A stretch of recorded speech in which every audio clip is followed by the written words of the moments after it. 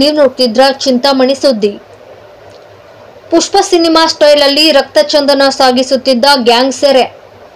ಚಿಂತಾಮಣಿ ಗ್ರಾಮಾಂತರ ಪೊಲೀಸರು ಕಾರ್ಯಾಚರಣೆ ನಡೆಸಿ 392 ಕೆಜಿ ರಕ್ತ ಚಂದನದ ತುಂಡುಗಳನ್ನು ವಶಕ್ಕೆ ಪಡೆದಿದ್ದಾರೆ. ತೆಲುಗು ಪುಷ್ಪ ಮೂವಿ ಸ್ಟೈಲ್ ಅಲ್ಲಿ ರಕ್ತ ಚಂದನ ಸಾಗಿಸುತ್ತಿದ್ದ ಗ್ಯಾಂಗ್ ಸೆರೆಯಾಗಿದೆ. ಚಿಕ್ಕಬಳ್ಳಾಪುರ ಜಿಲ್ಲೆಯ ಚಿಂತಾಮಣಿ ತಾಲೂಕಿನ ಹಿರೇಕಟ್ಟಿಗೇನಹಳ್ಳಿ ಬಳಿ ಸೀಮೆ ಹಸುವಿನೊಂದಿಗೆ ಹುಲ್ಲು ಮುಚ್ಚಿ ರಕ್ತ ಚಂದನ ಸಾಗಿಸುತ್ತಿದ್ದಾಗ ಕದಿಮರು ಸಿಕ್ಕಿ ಬಿದ್ದಿದ್ದಾರೆ.